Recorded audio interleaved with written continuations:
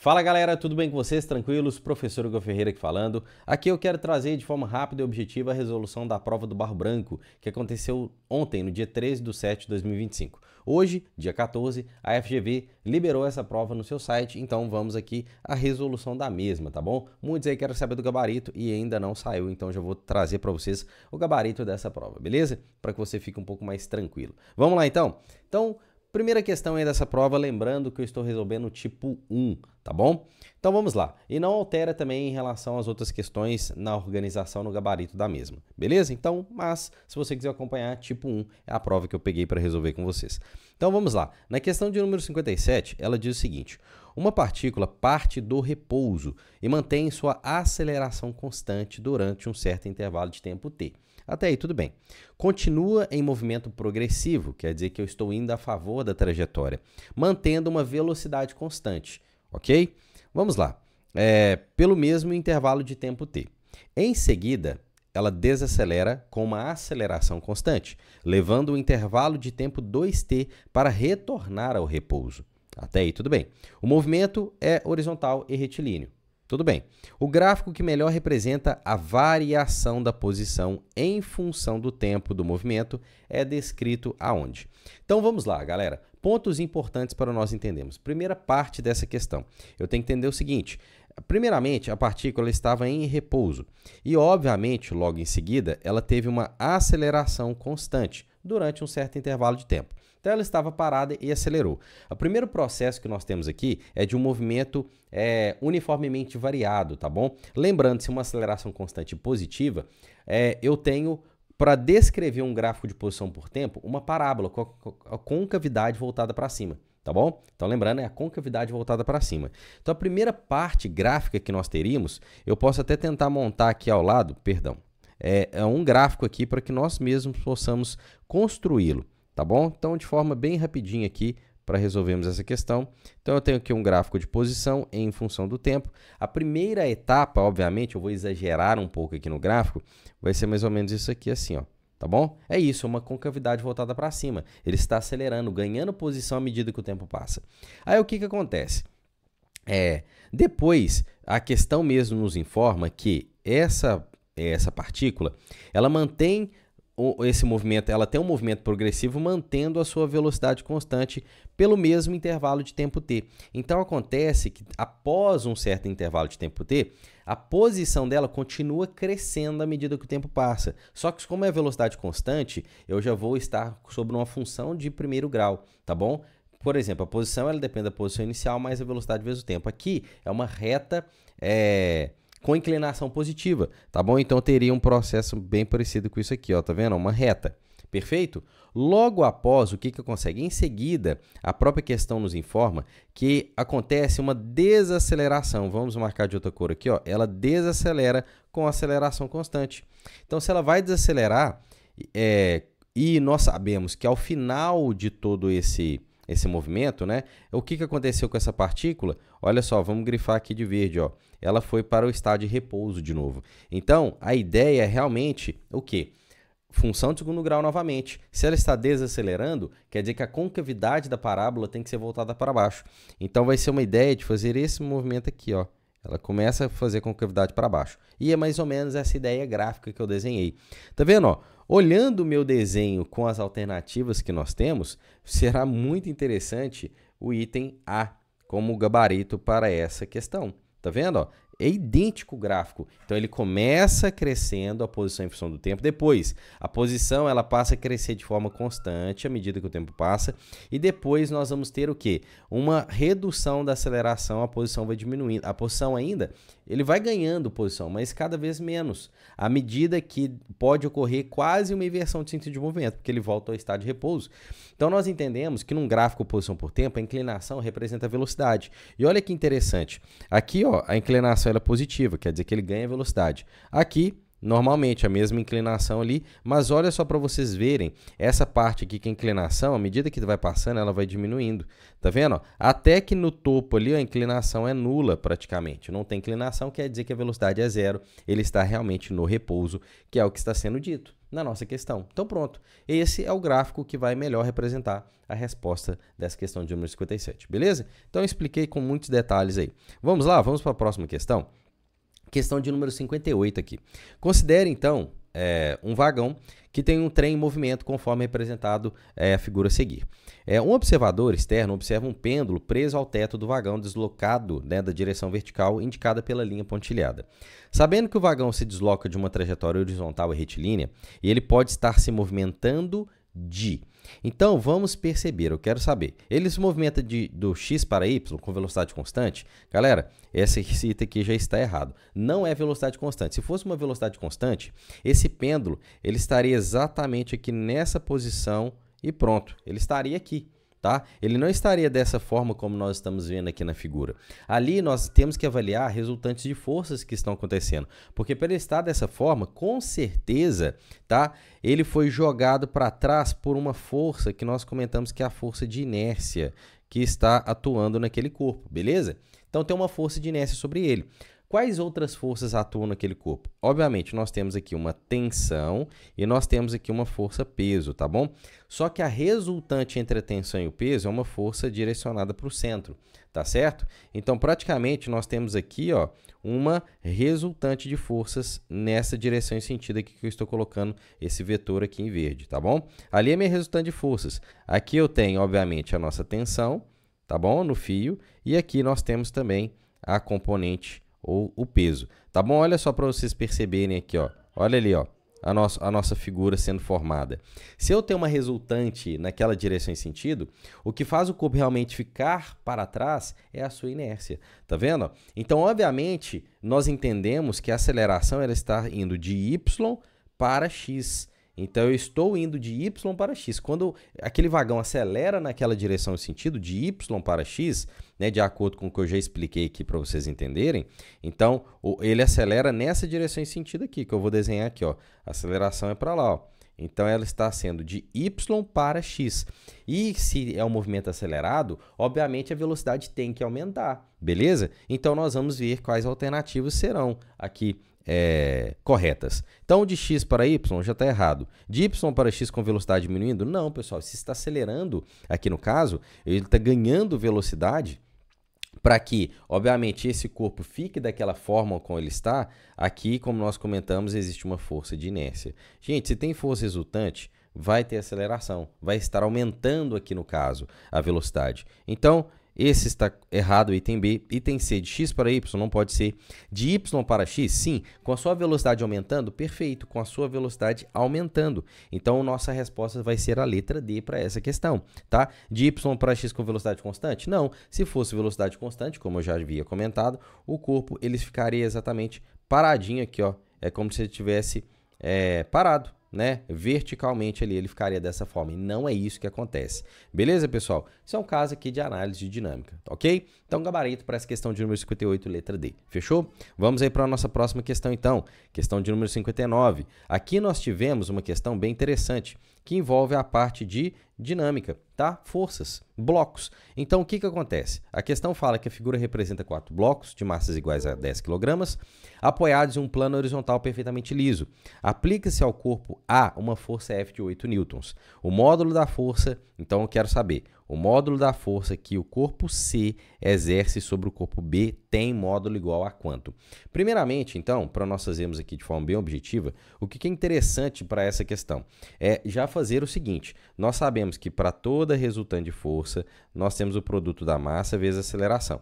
Então, a força resultante, nada mais nada menos, é essa força F, a única força capaz de mover o sistema.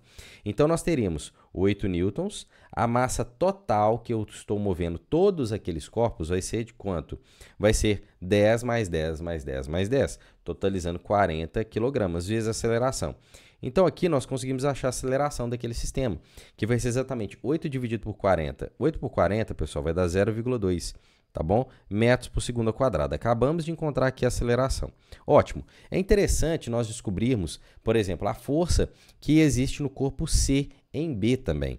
Se eu pego, por exemplo, o corpo D, tá? Se eu pego o corpo D, que eu quero pegá-lo para ficar bem fácil, eu sei que a resultante no corpo D vai ser o C empurrando o corpo D para a direita. E pronto. Essa é a única força resultante no D. Nós sabemos que tem peso, tem normal, mas elas vão se anular. Então, o C empurrou o D para lá. Então, vai ser a força que C fez no D. Ok? Então, vou pegá-lo aqui como uma referência. Então, a força que a C fez no D vai ser a massa do corpo D, tá? Vezes a aceleração. Perfeito? Então, eu vou descobrir essa força CD aqui, vocês vão entender o motivo. É 10 vezes a aceleração, que é 0,2. Nós teremos, então, 2 newtons de força que o corpo C realizou no D. Ok? Agora, eu quero pegar exatamente o corpo C, porque a pergunta é em função dele. A força que C faz em B. Então, nós sabemos que B e C, ou qualquer outro tipo de força que existe aqui, é ação e reação, não é? Então, olha só. Pegando o corpo C, nós entendemos que existe uma força que o D reage nele para a esquerda e que B executa no C para a direita, tá bom? Então, vamos até desenhar ele aqui para você ver, ó. Corpo C está aqui, ó. Desenhei ele de forma maior aqui, beleza? Vou fazer o seguinte, ó. Aqui está o corpo C. Então, existe uma força nele para a direita, que é a força que B faz em C, e contrária, né, à força resultante ou aceleração daquele sistema, eu tenho aqui a força que o D aplicou no C. Porém, nós sabemos que a aceleração do sistema é para a direita. Se a aceleração é para a direita, o que acontece? Eu sei que a força BC menos a força que o D aplicou no C é igual à massa do corpo C, que nós estamos falando, vezes a aceleração. Pronto. Aqui eu consigo saber a força que C exerce em B. Porque apenas descobrir esse valor aqui, nós resolvemos essa questão. Beleza? Então, a força BC, que é a pergunta, menos a DC, que nós já descobrimos, que ela vale 2, não é mesmo? Menos 2 vai ser igual a massa, que é 10, vezes a aceleração, que vale 0,2. Então, a força BC só pode ser 10 vezes 0,2 é 2, somado com 2. Nós vamos ter aqui uma força de 4 newtons. Beleza, pessoal? Então, é isso. Já vamos grifar aqui, ó. Este é o resultado que nós queremos. Então, quer dizer que o resultado da força que C exerce em B ou que B exerce em C, que é um par de ação e reação, vale 4 newtons, beleza? Então, esse é o nosso gabarito aí. Vamos para a próxima questão? Questão de número 60 aqui, galera. Questão bem tranquila aqui para nós resolvermos também. Essa questão envolve energia, tudo bem? Como nós já comentamos, energia é um conteúdo bem tranquilo. Opa! E espero que todos vocês tenham acertado todas as questões até o momento. A figura representa um carrinho que parte do repouso, tá bom? Então, sempre é importante nós termos aqui esses elementos grifados. No ponto X, há uma altura de 28 metros e percorre um trecho da montanha-russa até chegar no ponto Y, com uma altura igual a 8 metros. Considere que não há forças dissipativas e que o valor da aceleração da gravidade vale 10 metros por segundo quadrado. Tá, a velocidade com que o carrinho chega no ponto Y é isso que nós queremos saber, tá bom? Então, você poderia também, nessa questão, pensar no seguinte, poxa, eu posso aqui fazer um caso que é interessante. Ao invés de considerar que ele está numa posição de 8 metros, né, e 28 metros, eu posso falar que esse aqui vai ser meu nível de referência. E aí a altura que o ponto X vai ter em relação ao Y vai ser 28 menos 8, vai ser de 20 metros. Então, você pode fazer isso, não tem problema nenhum, tá bom? Aí você faria que é só a energia potencial gravitacional que eu tenho em X vai ser igual a energia cinética em Y. E ponto final. Não tem problema, dá para fazer dessa forma sem problema nenhum, tá bom? Se você fez, excelente, quer dizer que você entendeu o conceito de energia. Mas, para uma pessoa que às vezes não tem tanto essa logística, né, de pensar isso, quer dizer que lá em cima eu tenho altura no ponto X, aqui no ponto Y também tem altura, então eu vou ter potencial nos dois lados. Só que aqui eu não tenho velocidade, porque eu parti do repouso, só tem potencial no ponto X. Em Y tem velocidade e tem altura, então eu vou ter as duas energias. Pronto, não tem problema nenhum. Você vai fazer que a sua energia mecânica no ponto X tem que ser igual à sua energia mecânica no ponto Y. E é isso que você vai realizar. Energia mecânica no ponto X, ela vai ser dada de que forma? Sendo a massa, a gravidade e a altura do ponto X. Igual, a energia em Y, também eu tenho potencial, que é a massa, a gravidade e a altura em Y, mais a energia cinética, que é a massa, velocidade no ponto Y, elevado ao quadrado, tudo isso dividido por 2. Pronto. Aqui o que nós podemos fazer? Dividir toda a expressão pela massa. Ó. Então, vou dar um adeus aqui, adeus e adeus, ok? Então, gravidade, ela vale 10, altura do ponto X, 28, igual a gravidade, que vale 10, vezes a altura em Y, que nós sabemos que é 8, mais a nossa velocidade em Y, que é a pergunta da questão, tá? Elevado ao quadrado, tudo isso dividido por 2. Beleza? Então, vamos escrever isso aqui de novo, ficou muito ruim aqui, gente. VY² sobre 2. Perfeito. Então é isso. Olha só, aqui nós já temos 228. Ó, 28 vezes 10, 280. Tá bom? 280 menos 80 vai me dar 200. Tá bom? Então eu vou ter aqui o fator de 200 sendo igual a nossa VY elevado ao quadrado dividido por 2. Galera, passa aquele 2 para o outro lado multiplicando. Quer dizer que VY ao quadrado vai ser 400. Então, nós sabemos que a raiz de 400 só pode ser 20. Tá bom? Então, a nossa VY vai ser o valor de 20 metros por segundo. Beleza. Então, é isso. Ao gabarito aí, item C. Beleza? Então, letra C, ok? Bem tranquilo mesmo. Vamos aí para a nossa próxima questão, continuando. Questão de número 61, é uma questão bem interessante que envolve qual parte? Termometria, tá bom? Então, ele fala que um estudante, no nível do mar, recebe um termômetro com uma escala termométrica desconhecida. Para estudá-lo, seu professor propõe que o termômetro seja inserido em um recipiente contendo água, com gelo, tá bom? Nesse caso, o termômetro acusa um valor de -4, tá bom? Em seguida, o professor pede que o termômetro seja inserido em um recipiente com água em ebulição. Então, nós já sabemos esses processos aí. E o estudante verifica que o termômetro que indicou mais 116. Então, nós sabemos, com um recipiente onde contém água -4 e num processo de ebulição mais 116. Ok. A única temperatura que o termômetro estudado e outro termômetro graduado na escala Celsius indicam a mesma temperatura é... Então, vamos lá. É uma questão de termometria. O que nós devemos fazer nessas questões de termometria? Desenha, galera. É só você montar a sua tabela. Oi, como assim montar minha tabela termométrica? É o seguinte, você sabe, você já deve ter estudado esse conteúdo que nós fazemos da seguinte forma.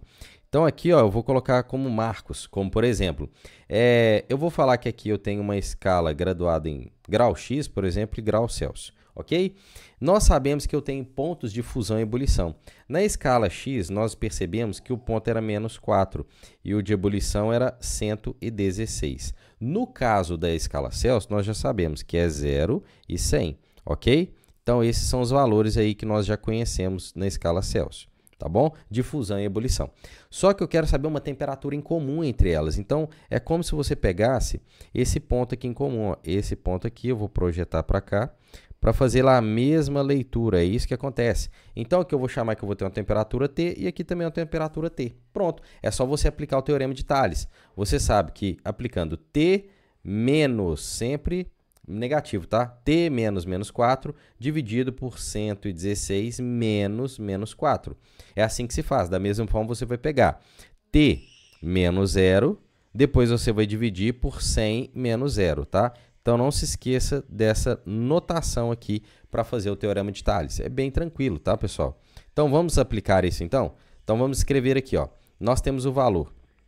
Deixa eu aumentar um pouquinho minha caneta aqui. Pronto. Eu vou ter aqui, ó, T menos -4, tá bom? Tudo isso dividido por 116 menos -4, tá? Então, vamos colocar 116 menos -4. Tá bom? Isso tem que ser igual do outro lado, T menos 0 dividido por 100 menos 0. Pronto. Então, aí, ó, bem tranquilo mesmo, tá? Agora, eu vou ter, ó, T mais 4, obviamente, dividido por 120, tá certo? Tudo isso sendo igual a T dividido por 100, ok? Então, o que seria interessante? Nós dividirmos, tá, pessoal? Só o denominador por 6, por 6? Por 5. Por 5 vai ficar legal. Vou dividir por... Não, calma aí, galera. É por 20 que eu queria. Dividir por 20. É isso aí. Divide por 20 que vai dar certo. Porque você vai encontrar T mais 4, 120 por 20 vai me dar um valor igual a 6. E se eu divido 100 por 20 vai dar 5. Tá bom? Então, eu dividi apenas quem? Ó, dividi apenas o nosso denominador aqui, tá? Eu simplifiquei. Simplifiquei por 20, ok? Simplificando por 20, eu vou achar 6 e 5. Então, multiplica cruzado agora. Então, você vai ter 5t mais 5 vezes 4, 20, sendo igual a 6t. Jogando 5t para o outro lado da nossa equação, eu vou ter t apenas. Então, t é igual a 20. Pronto. Este é o valor em Celsius que nós estávamos procurando. Então, marque a alternativa correta, letra B. Tranquilo? Bem fácil a questão. Vamos aí para mais uma. E é a última questão dessa prova. Questão de número 62. Tudo bem? Vamos dar um zoom nela aqui, ó. Então, nós temos o seguinte. Duas esferas pontiformes idênticas estão carregadas com cargas iguais, tá bom? E separadas no vácuo. Então, lembre-se, cargas iguais, tá bom? Vamos lá. Quando as esferas estão a 0,2 metros de distanciamento, a força elétrica entre elas é de 4.000 newtons. Então, vamos lá. Quando elas estão a 0,2 metros, a força que existe é 4.000 newtons. Para que a intensidade da força elétrica seja igual a um valor de 250 newtons, as esferas devem ficar separadas de quanto? Qual que é a medida? Galera, questão tranquila, tá? É só você lembrar da relação, que a força elétrica ela é inversamente proporcional à distância ao quadrado. Então, eu quero fazer uma análise em relação às forças, beleza? Como assim, Igor? Olha só, eu vou pegar uma proporção de 4.000 para 250. Quantas vezes que foi reduzido? Então, vamos parar para pensar. Quando você pega uma força de 4.000 newtons, tá? E você divide por outra força de 250, você vai achar uma relação. Esse cálculo vai me dar um fator 16, tá bom? Este é o resultado. Então, quer dizer que a minha força, ela ficou 16 vezes o quê? Menor. Quer dizer que a minha força ficou 16 vezes menor. Então, lembra do seguinte, a força ela é inversamente proporcional à distância elevada ao quadrado, certo? Então, para que a minha força caia exatamente em 16 vezes, eu vou pensar, a minha distância tem que aumentar 4 vezes, porque se eu pego 4d e elevo ao quadrado, vocês vão perceber que isso aqui vai dar 16d quadrado, tá vendo? Esse 16 aqui é o fator de diminuição que nós encontramos. Tá vendo? Então, é só lembrar dessa relação. Então, se a minha força diminuiu em 16 vezes, aqui ó, foi para 16 vezes a diminuição, quer dizer que esse fator aqui teve que aumentar quantas vezes a distância? A distância aumentou 4 vezes. Pronto. Se a minha distância era 0,2, 4 vezes 0,2 vai me fortalecer aqui no valor de 0,8. Pronto. Tá aí o gabarito dessa questão, galera. Então, essa aqui é uma forma de ser feita, você lembrar da parte teórica, tudo bem? Então, se a força diminuiu, então lembre, se a força diminuiu em 16 vezes, quer dizer que a distância aumentou em 4 vezes, ok? O fator da distância mesmo, tá? Não só o d quadrado, a distância aumentou 4 vezes. Então, 4 vezes 0,2 dá um resultado de 0,8. Pronto, essa é uma forma de resolver. Vamos fazer de outra forma?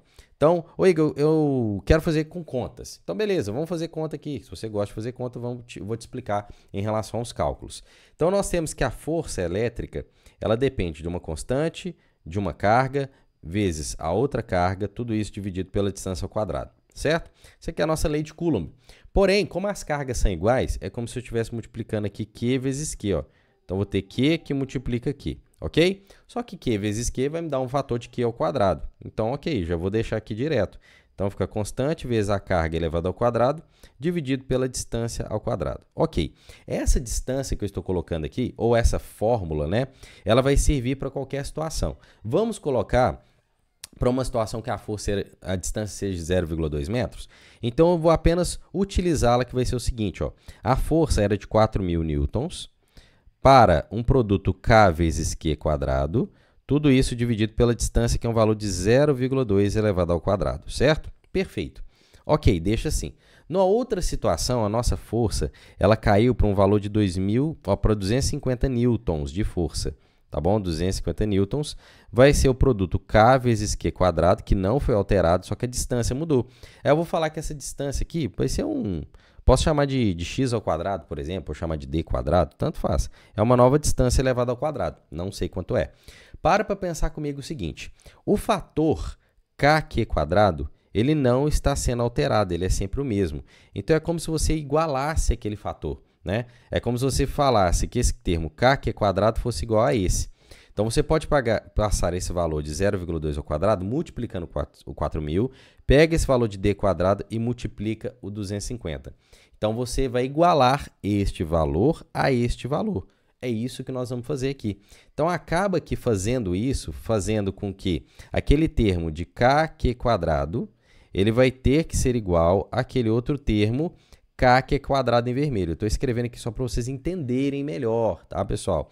Então, na parte azul vai ficar o quê? Aqueles 4.000 que multiplica o 0,2 ao quadrado, tá? Não precisa fazer essa conta, eu estou fazendo porque eu já expliquei de um jeito, eu quero explicar de outra forma, beleza? Agora a parte em vermelho ali da nossa força vai ficar 250, que multiplica a nossa distância ao quadrado, tá vendo? É isso que aconteceu. Vamos lá, olha só, esses 4.000 aqui, ó, quando eu simplifico com esse 250, aqui vai sobrar o fator 16.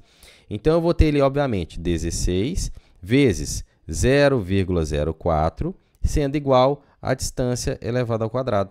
Então, quando você tira a raiz quadrada de 16, olha lá, você vai ter 16 vezes 0,04. Lembrando que esses fatores aqui estão dentro do radical. O que vai acontecer? A raiz de 16, nós já sabemos que é 4, a raiz de 0,04 é 0,2, dando aí um valor de 0,8 metros. Tá vendo, pessoal? Então, assim é um jeito bem mais difícil de ser feito, mas também vai chegar no mesmo resultado de 0,8 metros, beleza? Então é isso, galera. Ó, espero que vocês tenham gostado aí dessa resolução dessa prova do Barro Branco, detalhada, bem tranquila, prova padrão dentro de tudo que nós já trabalhamos aí, beleza? Então é isso, um forte abraço, tamo junto, espero que todos vocês tenham gostado. Valeu, galera, tamo junto e compartilha esse vídeo aí, hein? Conto com o apoio de vocês e deixe seus comentários aqui, por favor, para saber qual foi o seu resultado, beleza? Tamo junto, até mais, valeu, tchau, tchau.